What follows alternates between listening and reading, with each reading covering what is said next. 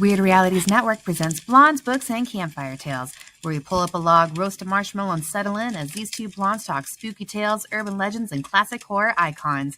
Exciting guests, perky blondes, and sinister tales makes this podcast as good as a double stack s'more. So let's join Bethany and Krystal as they gather around the campfire in Blondes, Books, and Campfire Tales. Hello, everybody. Hi, everyone. Welcome to Blondes, Books, and Campfire Tales. We got Bethany, Krystal, Rikki, and our guest this week is David Lee Summers.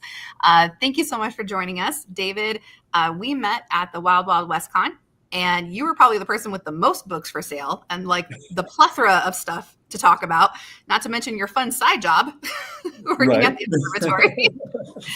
So do you want to tell us just a little bit about kind of like what you write about, what you do? Just tell us a little bit about yourself right there.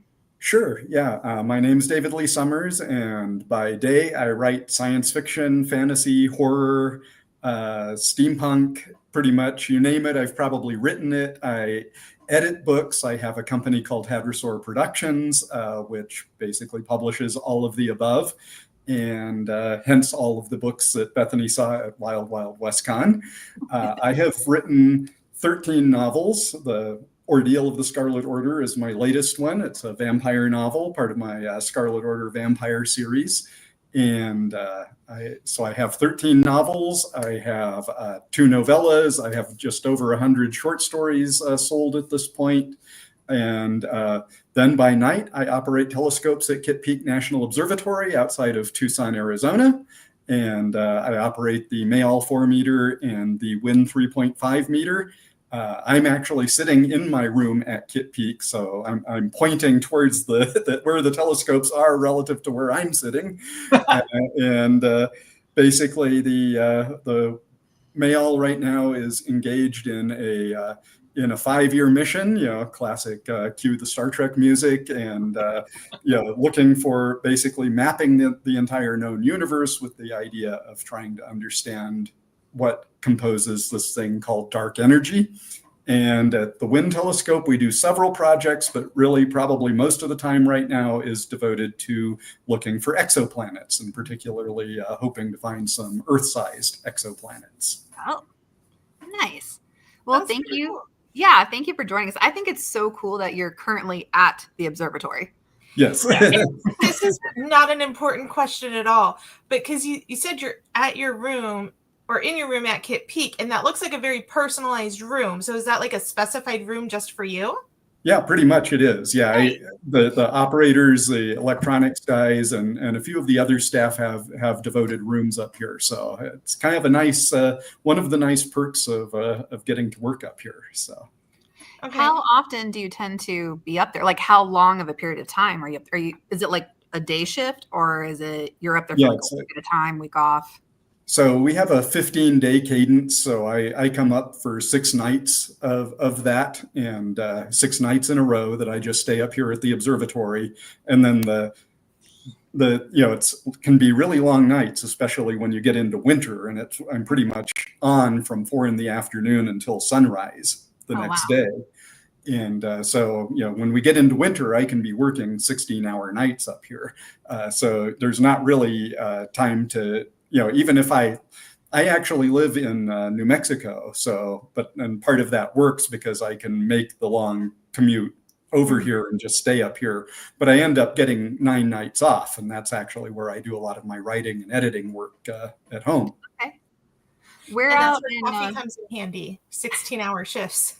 Yes. Lots of coffee. Lots of coffee. Where at in New Mexico are you at? So I live in Las Cruces. It's right in the southern part of the state, about 45 miles north of El Paso, Texas. So, oh, okay. Gotcha. Yeah, right on the Rio Grande. Bethany and I were both born in Albuquerque. Yep. Oh, okay. That's where we knew each other. We don't remember much about it. No. I think we both also moved when we were very, very young. Yes. All I know is Dion's Pizza and the Balloon Festival. That's pretty much all I know about Albuquerque. Well, that's actually where both of my daughters live now. They're both really? They actually live together. My oldest bought a house in Albuquerque, and they're both living there my oldest works for a computer company doing medical software, and my youngest is working at Cochiti Elementary School in Albuquerque Nice. in special education. So they didn't take after dad in terms of writing or astronomy, right? Well, the youngest actually has a geology degree, but just finished her 4-year degree and is now kind of moving on to trying to, taking pretty much whatever job comes along and trying to get grad school in the current funding environment's been a little bit challenging. So yeah, I feel like that's just the current job market right now. Take what you can get. Exactly. Yeah. And working with special needs kids is kind of one of their passions as well. So Good. Yeah. Well, that follows along with what Rikki does too. Yeah, that's what I do. And so did you go to school for astronomy then, or? Yeah, so my bachelor's degree is in physics, and I ended up starting in grad school. I ended up going to grad school at New Mexico Tech in Socorro, New Mexico, and was there for about 2 years and transferred up to UNM in Albuquerque for about a year, and then essentially got hired out of grad school to be a telescope operator here up at Kitt Peak. So, wow. Pretty cool. And so I've been sort of doing that ever since. So I have about 3 years worth of grad school, but never actually completed an advanced degree. So just lots of classes and a lot of field work. So with all that field work, I'm sure you know more than all those people that are still in grad school right now. Exactly. So we were talking before, because I asked you, I was like, are you an astronomer? Like, what exactly do you do? So if you want to go ahead and let everyone know what you told me earlier. Yeah, so my official job title is that I'm an observing associate at Kitt Peak. In fact, my official title is senior observing associate, but that makes me feel a lot older than I really am. But that's pretty much what I do. Is my job is to make sure that the telescope is pointed where astronomers who are here using the equipment make sure that it's actually pointed at the targets that they want to get, and that they're going to get the science out of the telescope that they want to get out of it. Mm-hmm. That sort of means that, some of it is essentially like telescope driving. Some of it is real-time troubleshooting. If something goes awry, I'm the guy who's there to try to fix things on the fly. Some of it is, holding hands, through holding the hand of someone who's losing time because it's cloudy and rainy, and this is their thesis data, So there's a little bit of psychologist as well as actual, science and electronic and technical training as part of this. So something I've kind of wondered about every so often when we make it up to Kitt Peak or so, there are often times when you'd have a whole mass of either June bugs or ladybugs that are covering everything. The ladybugs can be intense up here. You can come up here at times, especially in the spring, and find some of these buildings just covered with ladybugs on them. I was in one of the telescopes a number of years ago, and this was when I was doing more daytime work, and we were in the Burrell-Schmidt telescope, and the ladybugs were flying so thick it sounded like hail on the dome. Wow! Just pounding the dome. Now, do they affect anything? Now, as far as when we're operating at night, they pretty much are curled up and huddled up against the building. So yeah, it's just stepping over them to get into the building. But at night we don't really have an impact from them as far as a technical side. They don't tend to come inside, and they don't tend to get into the equipment very often. That's good. Yeah, I bet that could cause a lot of issues if it did. Yeah. Now, what we will find sometimes is you get the Miller moths up here, and they'll light sometimes. Some of our drives on the telescopes are friction drives, and they'll get in there. And of course, it's like, that cartoon character, going on the treadmill to be flat. And, they make great lubricant, and, the telescope starts slipping around a little bit. So you have to go up and clean those things off. Oh my like God. a hose or something. Yeah. Stacy's asking what your favorite part of your job is. I think it's just that I feel like I've been up here to see a lot of really cool stuff. I've been sort of behind the scenes helping to make a lot of really cool stuff happen. And a good example of that is, I had, again, a number of years ago, and this was actually the science that became part of what I'm doing at the Mayall telescope now, is Saul Perlmutter, who was one of the folks who discovered dark energy, would call up and ask us to do these occasional observations of distant supernovae.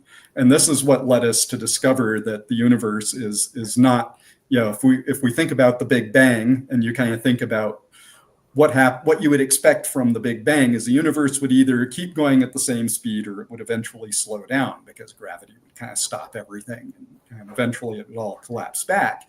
And what Perlmutter discovered is that these supernovae that he looked at in the far distant universe were further away than expected, which implied that the universe is accelerating. It's going faster and faster with time. And it's like, what the heck is energizing the universe and actually making it speed up with time? And that's, and the placeholder term for that became dark energy. And so, the fact that I've kind of been there and in the background of helping someone of his magnitude get essentially a Nobel Prize for doing some of this research, it's hard to beat that kind of part of the job. And that's got to be a really amazing feeling right there, just being part of that. Yeah. So how has that infected into your writing? Like, do you have any dark energy permeation through that, or? Well, it's a lot of times what tends to come into my writing is as much the atmosphere up here as anything. You're pretty much up here. There's just a few of you up here at night. You're in a building that's largely dark. You're trying to kind of keep the heat down in the place. So it's really, the Mayall, I don't know how many people have been in the Mayall telescope over here, but it's just a very large building. And there's essentially, 2 to 3 people in it at night in this 14-story tall building that was designed to have all kinds of dark rooms back in the day when people would be up there, taking plates up at prime focus and developing over the course of the night.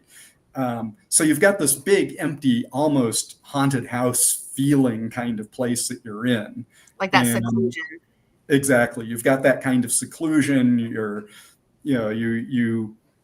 It's just you and the stars, and that led me to, first off, way back in the day, we used to talk about ourselves, that those of us that operated the telescopes, because we had more of the solar astronomy presence up here. You'd have the daytime, that we'd have the telescope operators of the daytime, the bright side of the mountain, and we would be the dark side of the mountain. So we got to think, and we sort of jokingly started referring to ourselves as the vampires, because you'd never see us, before the sun went down, and after the sun came up, we'd be tucked away in our crypts here. And so that's what led me to actually create a vampire telescope operator that appears in my vampire novels.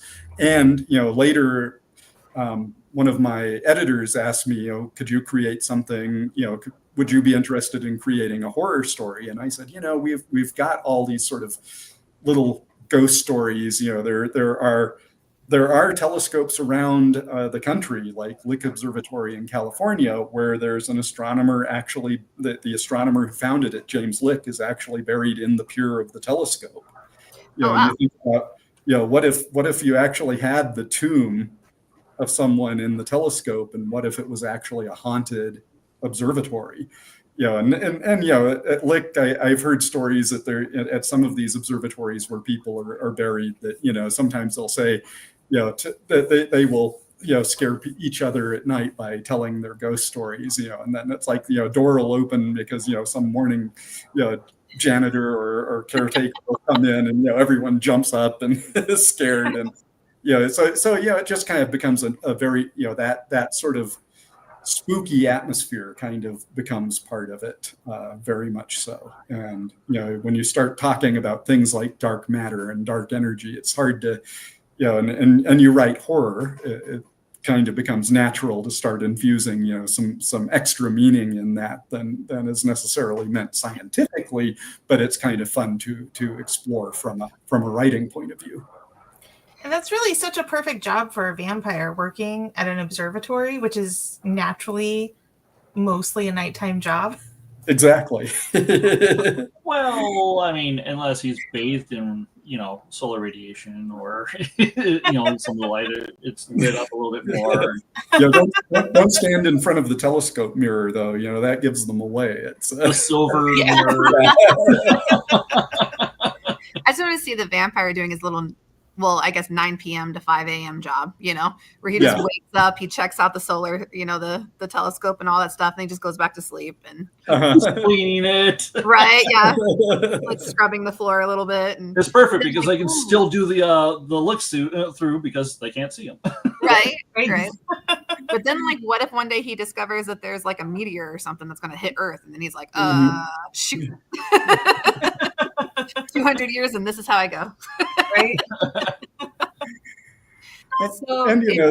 And of course, the whole thing is the astronomy itself has influenced my science fiction in a very real way. I do science fiction as well as the horror.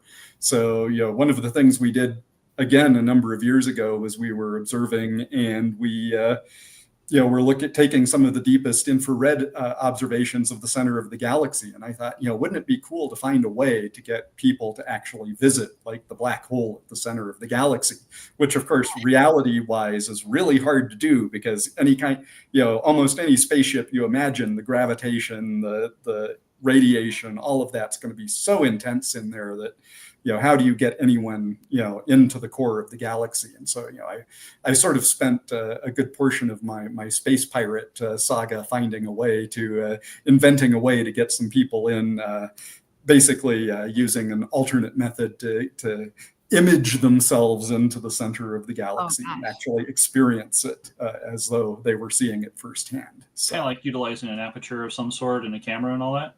Well, in this case, what it is it's they upload their minds into essentially an alien spaceship and get to see it as though they're traveling there firsthand. Okay, so it's like the consciousness gets to go travel. Exactly. Yeah. Okay. Nice. Well, don't tell Elon Musk that. He'll probably try to figure something out then. Exactly. Next. He's all. Next stop, black hole. Little Tesla trucks going up there. So, have you ever watched Buck Rogers? Oh yeah.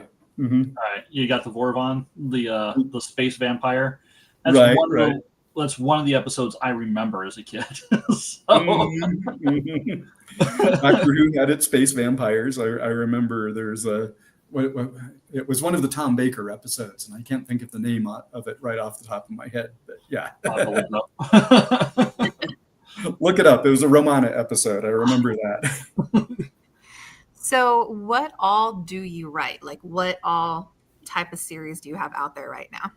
So the series I have, my first series was my Space Pirates Legacy series, and that's basically about a group of space pirates who do their job so well that they end up coming a little too much to the attention of the authorities, get exiled to a distant world where they end up becoming a political power, and then that ends up they end up getting out into the galaxy and having to essentially save it from these aliens that have invaded, and those aliens are the ones that take them to the center of the galaxy. I have a steampunk series, and that's why I was at Wild Wild West Con. It's my Clockwork Legion series. Basically, it's Wild West steampunk, so I'm about it's about a sheriff originally from Socorro, New Mexico, and a healer from Persia who end up having adventures with everything from mad scientists to airships to people invading from Russia, and they end up basically trying to stand up to the Russian invasion of the United States in 1877 when Russia realizes that selling Alaska for cents on the acre was a bad idea when they could have had all of this oil that could run their nifty new airships that they have in this world, and has gone on to be really a whole global spanning steampunk adventure. And I have my Scarlet Order Vampire series, which is basically about a group of vampire mercenaries that got together during the Middle Ages. In my world, Vlad the Impaler is not actually a vampire, but he hired the Scarlet Order, and that's part of how he got the vampire reputation in this world. And then in the modern era, it turns out someone is kidnapping the vampires, trying to get access to the powers of the vampire, and the vampires have to solve that mystery. And I also have, currently it's a standalone, but it's called The Astronomer's Crypt, and that's my horror story set at an observatory.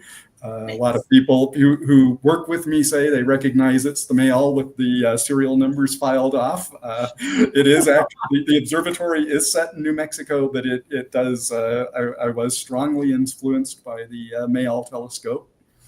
And I have a couple of novellas, a steampunk novella, which is a different universe, but has a couple of characters make cameos in it from my Clockwork Legion. And I have a standalone novella called Breaking the Code about a skinwalker preventing Marines from recruiting Navajo code talkers at the beginning of World War II. Oh, that's cool. Wow. That's a completely different take on it. That's cool. You've got like a really wide range of stuff. Yeah, I just, pretty much I like to explore a lot of different things, and that was this last week. I was off on some medical leave, so I've started actually doing my next round of plotting books, and I've actually got 3 sequels going that I'm kind of going back and forth between plotting all of them, and it's kind of a little bit of mental gymnastics to go between the modern era stuff, the steampunk stuff, and the vampire stuff. We've got to get you like different whiteboards for each section. Exactly. That's kind of the way it works. This over here. Yes. So Dungeon Dan says, nothing better than a well-oiled pirate machine, but never do your job so well you get noticed, just creates more work. Exactly. Isn't that the truth? By the way, I looked it up. It was State of Decay. That was the episode for Doctor Who. Yes. There was 3 vampire lords, and they are trying to revive their giant leader vampire called the Great One. That's about as far as they got as far as namings. Right. But yeah, State of Decay. I remember that now. Yeah. I like your idea of Vlad the Impaler basically hiring a third party to do his job, and then he takes all the credit for it. Exactly. Yeah, and I like how, because it works out for the vampires too, because he's the one that goes down in history as the bad guy and the supposed vampire, while they get to still stay like back in the shadows doing their thing. Yeah. Right. Like nowadays, it'll just be 1-800-VAMPIRE, and then you can just Right. like rent a vampire out for whatever need you need to do. And I I also, need a vampire because this guy won't leave me alone.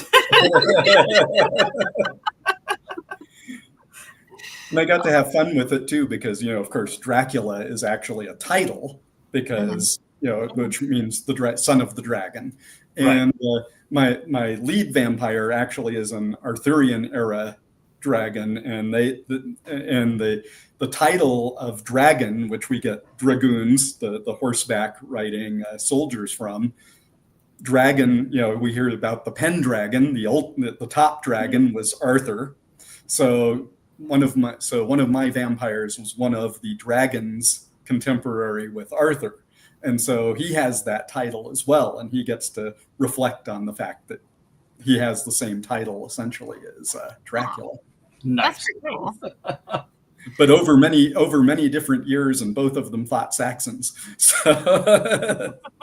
Common enemy. Oh. So what got you started writing? Like, what got you just into the business, or just got your passion going for it?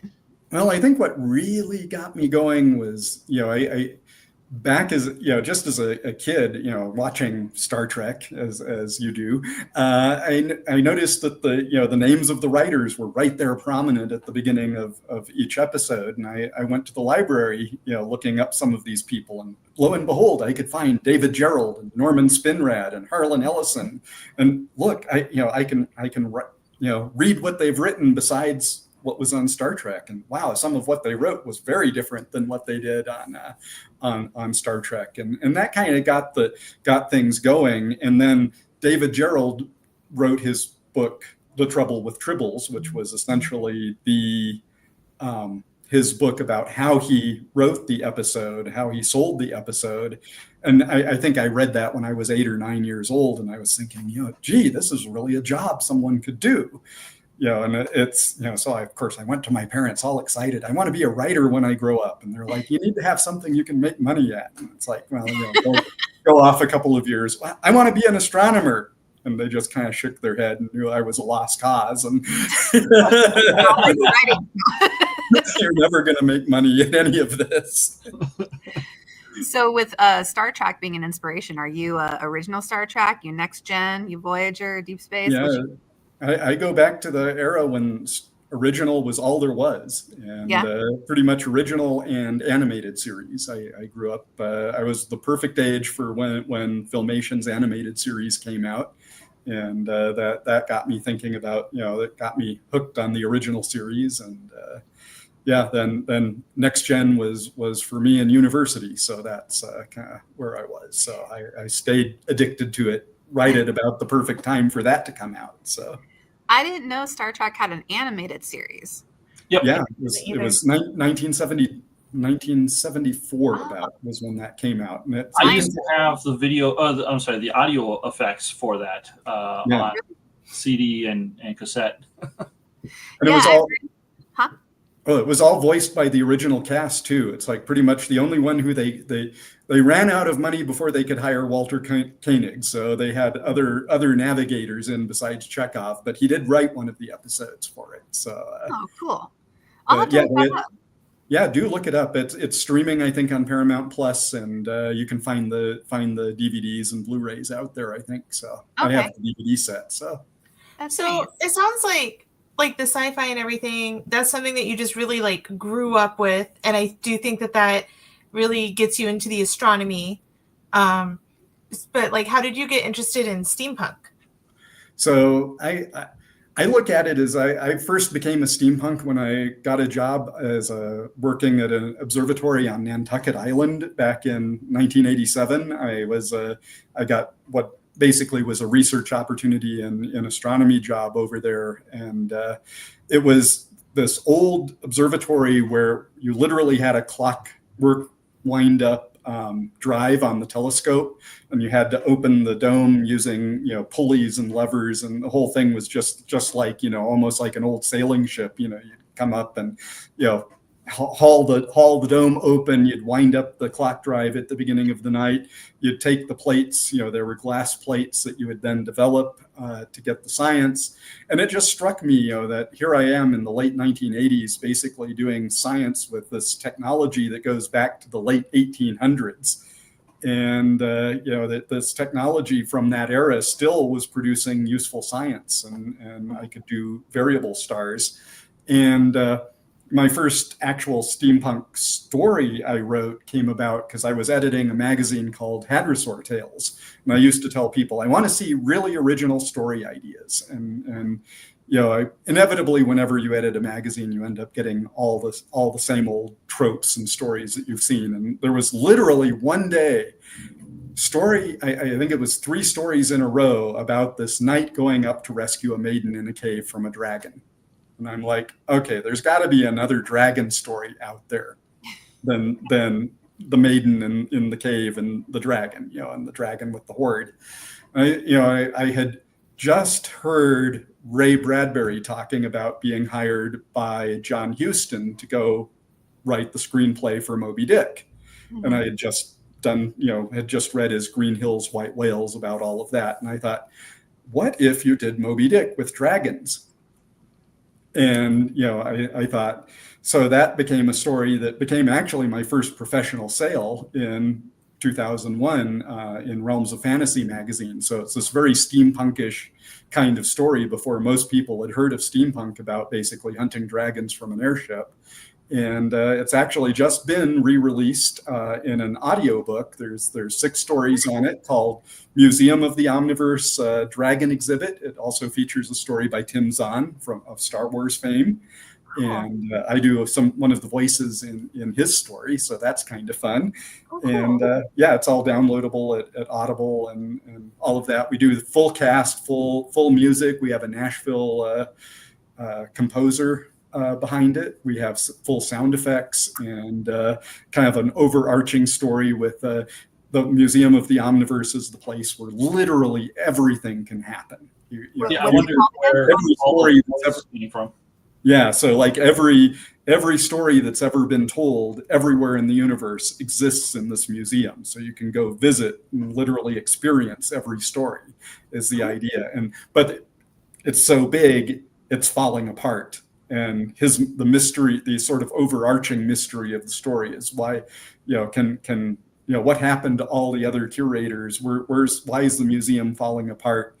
What's going on there? So we follow this one kind of hapless lost curator who's gives you the tour through the museum. So the first one is the dragon exhibit, and the next one that we're currently working on putting together right now is the Spacefarers exhibit, and that will also have a Tim Zahn story in it, as well as a Robert E. Vardaman story and several other people. I have one of my space stories in that one as well. So what's it called on Audible again? So it's called The Museum of the Omniverse. And then the first one is the Museum of the Omniverse Dragon Exhibit. Okay, perfect. Mm-hmm. Your observatory in Nantucket sounds very H.P. Lovecraft.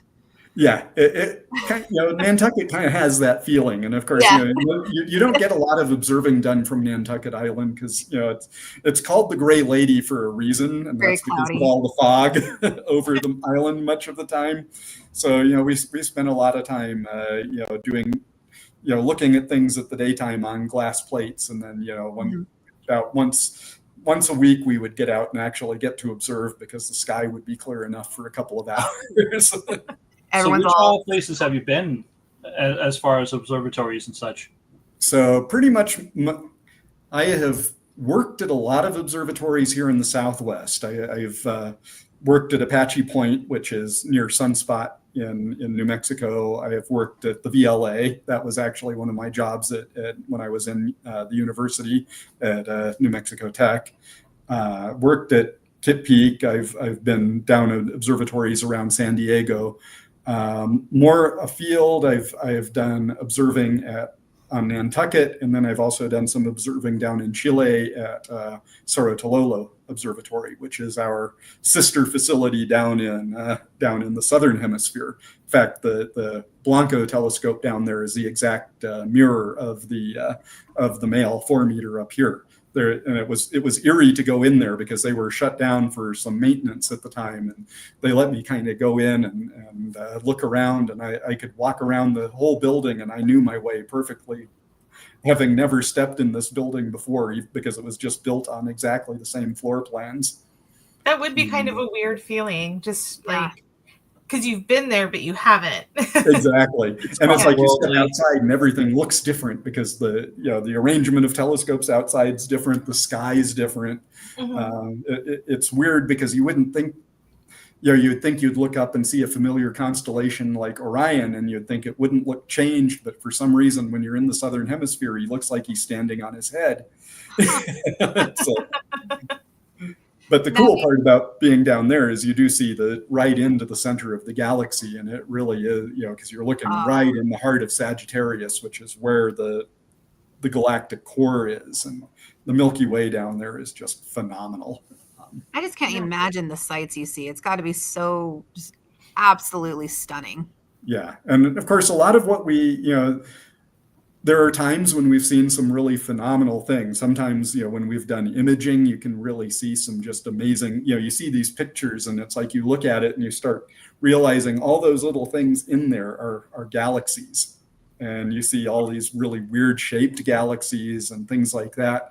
A lot of what we do, because we're doing spectrographic analysis, we don't actually see real time what we're looking at. It's like, with the male, basically we have 5,000 fibers that position, and it does this while it's slewing. So all of these fibers get in position, and what we get are spectra of 5,000 objects with each pointing.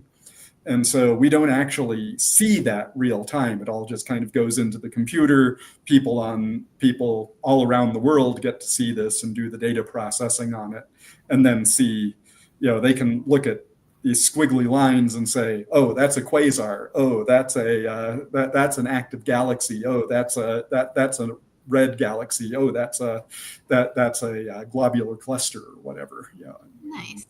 So, so a lot of it is, right now, when you're kind of doing the robotic astronomy, you kind of, my job is to kind of just make sure that the robots behave themselves and it all does what it's supposed to do. But we don't get to see as much cool stuff as you might think, but still there have been some really good, some really neat moments. And one of the fun moments was back when Comet Shoemaker-Levy 9, this was kind of that string of pearls comets hit Jupiter. I was actually observing with, of all people, Vera Rubin, who was famous for discovering dark matter. And she had some time on one of the telescopes, and she wanted to look at the comet before it hit Jupiter, just to see it, to be an amateur astronomer and get to actually just look at something for fun. And you don't say no to someone like Vera Rubin. So, we went off and, got to see Shoemaker-Levy 9, maybe about a week before it finally hit Jupiter. And so that's kind of one of my real fond memories of working up here.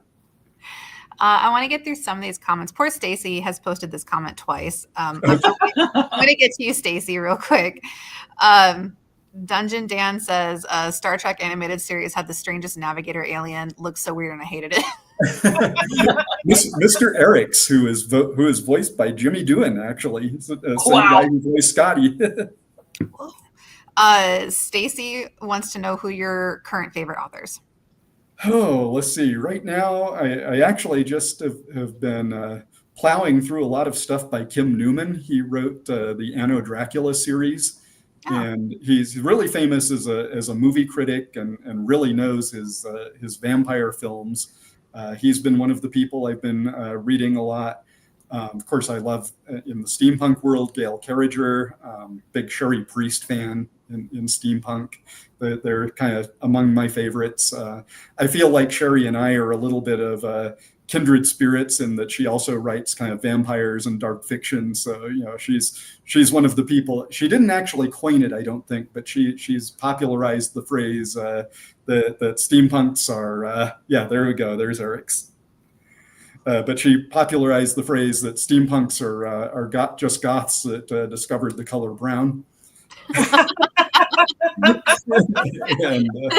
I feel that at times.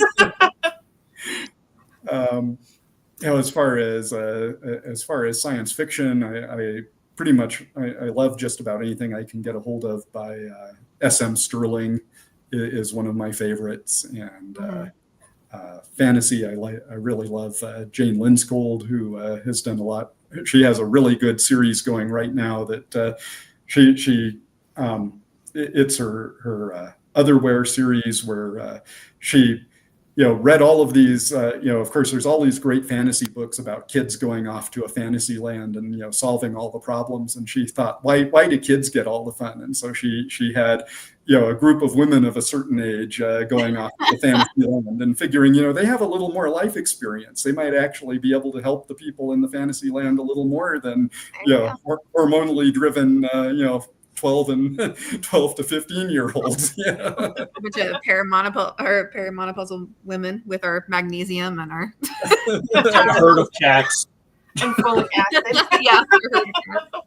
So that's an assortment of people I've been. Dungeon Dan has another question. He goes, "Seems like the right time to ask, what's the hubbub with 31-Atlas?" Yeah, 3I Atlas. That's a comet that's believed to come in from outside the solar system. Just its trajectory. There's I guess he's the head of Harvard's astronomy department, Avi Loeb, who has been getting in the press a lot. He has pointed to both this one and one of the other comets that came in as some kind of potentially alien artifact that's come in. I don't know that there really is any good evidence for that. I think most of us who have done comet astronomy look at it and say this thing looks, like, if it quacks like a duck and waddles like a duck, it probably is a duck. These things look an awful lot like comets. They just are not on a trajectory that brings them in from the Oort cloud, so they're almost certainly from outside the solar system. Why are we discovering so many of them now? Well, we've got all these big survey telescopes out there looking at a lot more of the sky than we used to. So you catch these a lot more often than you do. So you kind of expect you're going to see more of the stuff. Comets from outside the solar system have probably always been coming through parts of our solar system. It's just, in the old days, you were looking with a CCD camera that was about the size of the one on your cell phone, and that was the really advanced sensor that was on the back of your telescope, and that maybe caught a couple arc minutes of the sky. Now we're looking at things that catch degrees of the sky all at once, and you're going to see more stray objects that we just have not caught when we're looking at very specific targets. Some of the memes about it being aliens have been pretty funny, though. Yeah, there are that. I do enjoy those. Well, speaking of which, so what's your take on aliens and just in general? Well, when you're in this business and you start realizing how many, when I was in grad school, I think that was about the time that the first exoplanet was discovered, and now we've hit the point where we have over, it's like getting onwards to 7,000 exoplanets, around other stars. And this is just barely scratching the surface. So many planets around so many stars. And like I say, you see these images, of the sky where it's like everything you see in the object is a galaxy. You figure there's got to be life out there somewhere. The real question for me is, how easily are we going to recognize it? How easily are we going to recognize the language that they speak? How easy is it going to be that we're going to recognize it as life? I mean, there's actually starting to be a serious, when I was in grad school and even in college, we were talking a lot about life as you know it, because how else would you recognize it, other than carbon-based life like us? But there now are some astronomers doing some really serious work about what other chemistries can you build life on? And, despite science fiction having a long basis of silicon life, it turns out that actually sulfur-based life might be a real possibility now. And, who knows what that's going to look like, and are we even going to recognize a sulfur-based life form as an alive thing the first time we see it? Yeah, I'm sure. Or is it just going to be the Horta? Exactly. The killer rock going through and sabotaging the mines. What do you think about, do you have an opinion or a theory on if there was ever life in any other planet in our solar system? Well, I think it's really the idea that life on Earth might have originated on Mars, for instance, that life might have actually arisen there and then somehow, carried across on a meteor. There's something very romantic about that idea. And, I think that there's some evidence that there could well be some life on a place like Titan, Saturn's moon. And that reminds us, when we're looking for exoplanets, we might very well find life on exomoons rather than on exoplanets. Or underneath the ice in Io or something. Yeah, exactly. And, what's that life going to be like? It's life that's had a roof over its head its entire life. It's never, what's it going to do when it encounters someone from outside? Is that going to, if it's intelligent, is it going to see that as like this really heretical thing? What do you mean outside? There is no outside. Well, so C.S. Lewis. Oh, sorry. Go ahead. Okay, sorry. Because you mentioned, with other types, because we're carbon-based life here on Earth, and if we see sulfur-based or something like that, would we even recognize it as life? But it's the reverse could be that too. Would they recognize us as being alive? Exactly. Or are we just that, as happened in many Star Trek things, are we that carbon-based life form that's, carbon-based infestation of, bothering the AIs that are the true intelligence of mostly Earth bags of water. Actually, Krystal, on to that point, on Earth, we have discovered certain, like mollusks and stuff, and snails that live in vents that are comprised of iron and such. It's an innate part of what they are. So yeah, I mean, to quote somebody semi-famous, life finds a way. Oh gosh. So David, the idea with life starting on another planet and moving to Earth and such, C.S. Lewis, I remember, did that as well. He had Blue Planet and Red Planet and such, and Right. the idea was life was on one planet, it died, and it's currently on Earth, and it's starting on another. It's getting ready towards a protoplanet on that. Right. So. Yeah, so that's definitely, that certainly has been something that's out there and has been out there in science fiction. I don't know how likely that really is, but it's certainly been one of those ideas that's been posited. And, there is some evidence, there's been at least some circumstantial evidence that there might have been life on Mars at one point, if nothing else, at least microscopic life. And we found some evidence of that with the rovers on Mars. So one of them, some of that's in waiting for a sample return, if it can ever be made to happen. It's on one of the rovers getting ready to be shot back to Earth and looked at. So if we can do that, we might get some better evidence. So how does the rover send it back? I guess how does it go into the atmosphere? Space. Yeah, so the planet, so the thing is they've got it on a container in the rover. And the idea was the sample return was going to be a separate mission. And the idea is they would land something that would have it would shoot a rocket back up into orbit from the surface of Mars. So basically it would have to meet with the rover. Yeah. The rover would offload it onto this rocket, and then it would come back. So it's not the rover just jumping really high trying to Exactly. No, it doesn't have any. Stacy has a good question. She goes, have you seen any movies that get the science right when it comes to space travel and that there's the sigh. Yeah. Well, I think all of them kind of take some liberties because, the fact of the matter is space travel, at least early on, is probably going to be really boring. And even in my science fiction, I kind of take liberties with that, even though I try to get it as right as I kind of can. It's, the one that probably has gotten it the most right is probably Interstellar, and that's partly because of who they kind of had in the background of getting things going, as far as black holes and Kip Thorne being the science advisor on that. Really kind of gets a lot of the general relativity right in that. I've read the book, but I have not seen the movie, but The Martian would be one of the other ones that is very solidly science-based. Pretty much anything as far as books, I can kind of point to a lot. Werner Vinge does a lot of really fun stuff with generation ships and such, and kind of the problems and pitfalls of all of that, and encountering alien life over many generations after the ship has been launched. So, but yeah, Interstellar and The Martian probably are kind of up near the top tier of all of that, and I think Yeah, Interstellar kind of goes over my head a little bit. I'm just ooh, it's a great movie.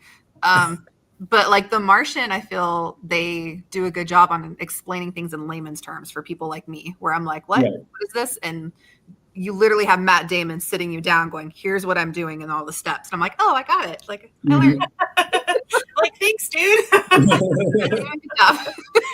Well, as you were talking about the generation ships, can you imagine a vampire on a generation ship and he's trying to cultivate this food source for centuries? Oh.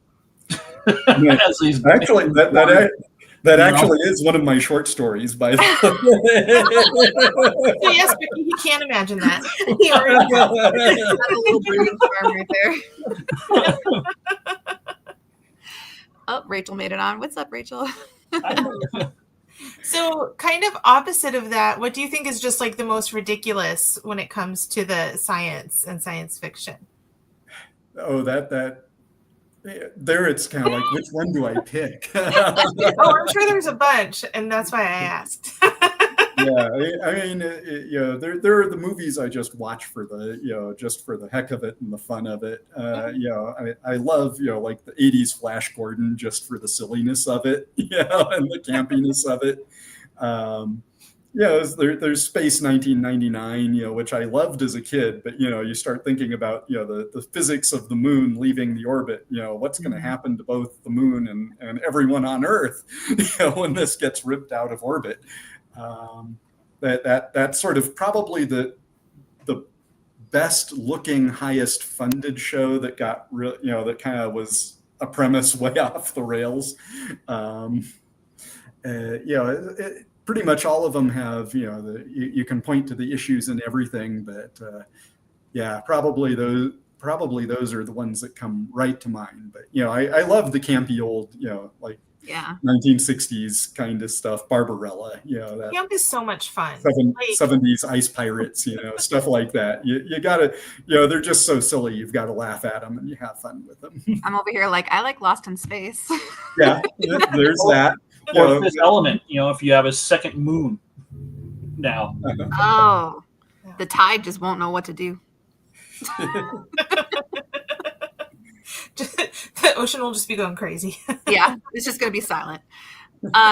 So what do you feel about Pluto? I feel like maybe everyone gets asked this who works in your field. Oh, yeah. I'm still salty about Pluto. Oh my gosh, I was sorry. I will let you answer this, but I was hanging out with some friends this weekend, and I loved the shirt he was wearing. It said it was like an ode to Pluto thing, and it had like the dates on it. It was like "Rest in Peace, Pluto," and it was so in funny. Memoriam. Or Spaceballs is like, I get it. We're on Pluto. How can you tell? From the bark, you dummy. Sorry. Well, let's let you answer. My background on Pluto partly is that part of what carried me to Las Cruces to begin with is working at New Mexico State University, and that's where Clyde Tombaugh, who discovered Pluto, actually was. He was still alive and in the department and doing things when I went there. So I got to meet him a couple of times and talk to him, and he went to his 90th birthday party, which was a lot of fun. And then after he passed, we had the 150th anniversary of Las Cruces, and I got to be Clyde Tombaugh for that. I was and the real honor of that was having his daughter come up to me and say how much I reminded her of her dad. So she was really pleased to see me kind of carrying on the story. But as far as I'm concerned, it's dwarf planet is just a type of planet. We orbit what's technically a yellow dwarf star, and no one makes a big deal about, we're not orbiting a real star.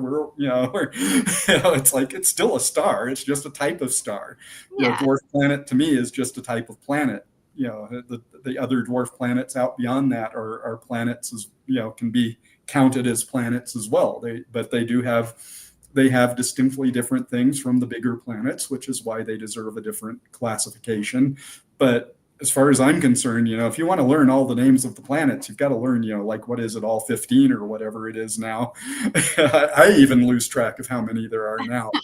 But, I think people make the distinction because they only want to learn they don't want to learn this ongoing litany of new dwarf planets out there. So basically, Pluto got the short stick because as we're discovering more dwarf planets, people don't want to learn about them, so they just decided Pluto's no longer important. Right. So it kind of gets that little, even though it's got more moons around it than our planet, than Earth does. I do remember Sharon being one of the ones that they were at the time. Exactly. So poor Pluto's just trying to do its thing. He's like, I got more planets than anybody, and nobody cares. Exactly. I'm back here balling. all these moons, and a lot of the dwarf planets actually do have a lot of moons, and that's, I think it's because you get out there in that Kuiper belt, and there's all this material out there, and that just gravitationally attracts and becomes these small little planets with little moon systems around them. Well, I guess this might be a total stupid question. well, I'm sure it probably is, but what's the difference between a moon and a planet? So a moon orbits a planet, basically. It's Okay. a satellite of a planet. So Oh, okay. So if they weren't orbiting, they could be like they a could dwarf be dwarf. planet? So Charon is big enough to be basically a dwarf planet itself, but Okay. it's actually like half the size of Pluto all by itself. So they're almost a double planet in some sense. So Dungeon Dance. So you're saying the solar system, our system, is the poor side of the tracks. probably, we're out at the edge of the galaxy, kind of in a. I can't with Dan right now. I do remember a little talk a while back about how Jupiter and such wasn't really shielding us, but actually trying to kill us. And you got a thing on that already? There's debates about that. Yeah. It goes back and forth between, is it actually gravitationally attracting things toward us, or is it repelling, is it pulling things in and sweeping the system clear? I don't think anyone's come to a really firm conclusion on that one. Just part of the fun. Yep. Well, that's why we do this business. There's all these mysteries out there to try to figure out. And, I suspect, and the thing is we're finding, our system is kind of a weird system as far as the ones that we found in exoplanet systems. So we found, our system with all these little tiny rock-like planets being kind of close to the star is not what we find out there a lot. We find a lot of these more super Earths and giant planets. And, that makes some sense because the selection effect, you're going to see the big planets before you see the really tiny planets. That's just, you're going to notice them because you see you see how much they dim the light of the star. You see how much they pull the star. That's just easier to detect than little bitty planets that don't move the star very much or blot out much of the light. So it's just harder to detect those. But we find a lot, there are a lot of solar systems where big planets are in close to the star, and that's not what we have in our system. So, maybe those planets, as we get to know more solar systems, I think we'll begin to understand how much ours is special versus run of the mill. And, we have no idea, I think, yet where that falls in that spectrum. Wow, Now, you had said earlier the universe is speeding up. Mm-hmm. What do you mean by that? So so basically you have the Big Bang, and that the universe is expanding since the Big Bang. And when you look at more and more distant objects, you're looking further and further back in time in astronomy. So, so if you look at a galaxy that's 500,000, maybe 500 million light years away, you're actually looking at a galaxy that's 500 million years in the past. So you can actually measure the velocity of these objects as you look further and further back in time. And what you find is that the objects further back in time are actually moving slower than the objects moving in contemporary time, which is not what you would have expected. You would have expected, you set off an explosion, the stuff goes, it blows out really fast. And then, eventually it's, like if you watch a firework, you see the Big Bang and then you see it slowly. Yeah, it goes down. And that's what you kind of expect the Big Bang's going to kind of look like, is it's going to be this everything moves really fast and then it suddenly gets slower. And you figure, and for a long time that was the big debate: is there enough gravitating matter in the universe that eventually it's just going to stop and maybe pull back together? And right now we don't see direct evidence that that's what's actually going to happen. And part of why this is also interesting is back when Einstein came up with his general relativity to explain how gravity works, which is what general relativity basically does. He had this factor in it that he really did not like. He called the cosmological constant. He was like, I have no idea physically what this actually is. And he said, I hope someone can figure out how to get rid of it in these equations eventually. And it turns out that this cosmological constant seems to be related to this acceleration factor that we actually observe. So it turns out this might actually be playing into how gravity, even really fundamental physics of how the universe works. Nice. So here's a thought. Okay. What if the vacuum of space was actually stronger than gravity? As in, if you ever watch, certain things that utilize vacuum to pull things through stuff, Right. And maybe that's what's speeding things up because it's going into a vacuum.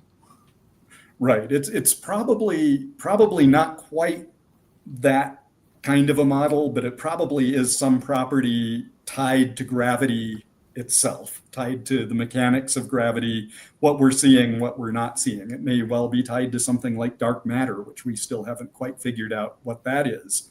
So it's probably some fundamental property of gravity that's causing it to sort of repel, have a little bit of a repellent kind of force going on.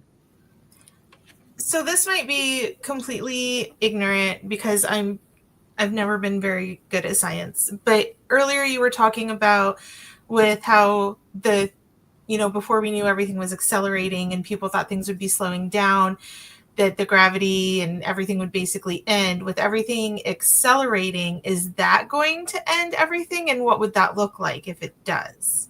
So I think it's still an open question about what's going to end everything at this point. Yeah.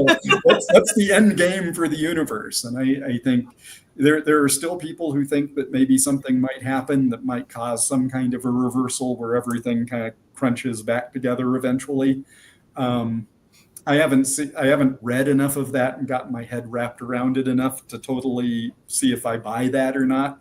Mm-hmm. I kind of think, based on what I'm hearing and what I've seen, is I think we're kind of talking about a universe that just expands and expands until it basically just everything's like some infinite distance apart. You might talk about like the cold dark. It sounds almost depressing about this sort of cold dark end of the universe where everything's just scattered hither and yon. But that's sort of what it kind of looks like at this point. But maybe there's something we still haven't discovered. Again, I think we're just getting started understanding all of this. Yeah. Not to be like a misnomer, dark matter is also the name of a TV series that has nothing to do with dark matter. It's exactly Schrodinger's box, if anything. Well, David, I feel like we could have you on for another episode because you're extremely fascinating to listen to. And I know we're all super excited to learn about all the stuff you have to talk about. I'm sorry we didn't talk about your writing as much. We're like, tell us all about the astronomy. Yeah, we're like, ooh, science. Stuff we don't know. Blonde books and science. The plug is if you want to see more of the behind the scenes of my job, go read my books and you'll see some of it in there. For sure. Definitely. Where can people find your books? So the kind of one-stop shop is davidleesummers.com. You can go there, and I have most of the places I know. The books are on Amazon, Barnes & Noble, all the usual online sites.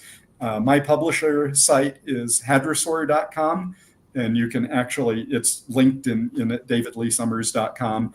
Actually, the thing about that is if you order books there and then send me a note, I'm happy to sign books. So that's a way you can get signed books from me. That's really the best way to go there. And of course, Museum of the Omniverse is at museumoftheomniverse.com. I have a link to that on my page as well. So for the audiobook, and you won't learn much about my astronomy from that one, but you'll have a great time listening. Yeah, right on. Well, David, we'd love to have you on again sometime. So if you ever want to come back on, just let us know if you have anything new drop in and we can actually talk about more of your works. Absolutely. We would love to have you on. I do have three new books I'm working on. I've got some new short stories coming out. So, yeah. We'd love to have you back on when those are getting ready to come out, for sure. Yeah. Last question I have for you real quick. For Kitt Peak Observatory, is that something that the public can go visit? And I'm only asking because I'm going to be on Mount Lemmon on Saturday. So I'm like, Okay. can I go visit it? And absolutely, there's there. If you just Google Kitt Peak National Observatory, there is a site for how to reserve a tour, and there are some nice. you can come up for night programs. They do have a telescope that's reserved for visitors, and you don't get to come up and visit the big telescopes unless it's really cloudy, and then we actually do have a way you can come over and visit the wind telescope if conditions permit, and that's part of that. So, but yeah, go Google Kitt Peak National Observatory, and you can get all the scoop on reserving a tour and reserving a night program. Ricky's got a random question right there. Wants to know why you have a nutcracker on your nightstand. Let me see. Let me see. Where is the nutcracker? I'm trying to see what he's seeing as a nutcracker here. I see that Bigfoot's on top of that ball. Yes. Yeah. David, we have a Bigfoot. We always have to try and find Ricky's background. So there's a gumball machine, if that's what you're thinking of. Or is this on Ricky's stand? It's on there? Ricky's, yeah. Okay. I was going to say, I don't think I have a nutcracker back there. I have a radio back there. I could see how the gumball machine could slightly look like a nutcracker. Maybe. Right? Yeah. Or doggone, I can't think of it. MST3K, the robot dude. Oh yeah, the Tom Servo. Yeah. Well, David, thank you so much for coming on. We're super excited to have you on. Like I said, if you want to come back on anytime, definitely just let us know. We'd be happy to have you on. Absolutely. Yeah, and then we will be back on in 2 weeks with a friend of Krystal's, actually. Well, Caitlin, right? Not a friend. I have met her, but not a friend. Wow. Another author. Any of Krystal's. We're going to have her on the show, and we'll duke it out. No.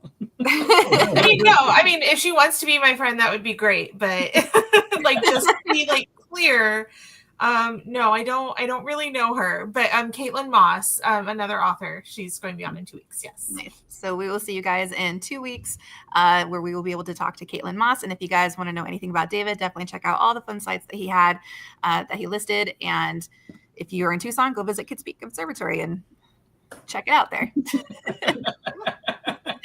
All right, guys, we will see you in 2 weeks. Thank you for joining us tonight. Yeah.